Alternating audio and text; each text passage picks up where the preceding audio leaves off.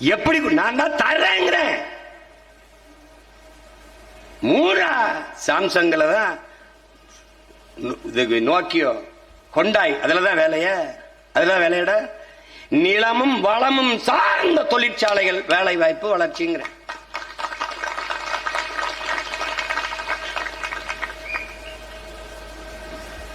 இந்த பனை சார்ந்த தொழிற்சாலை,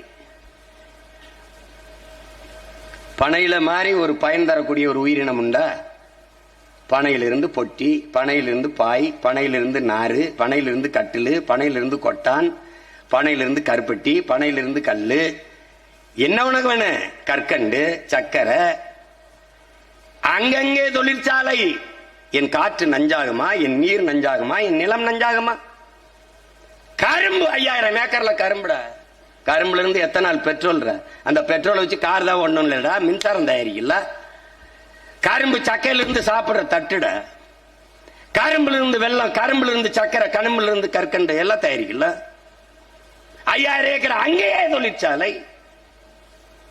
அங்கே 2000 ஏக்கர்ல தக்காளி, தக்காளியில இருந்து பழக்கூழ், ஜாம், ஊறுகாய் தொழிற்சாலை.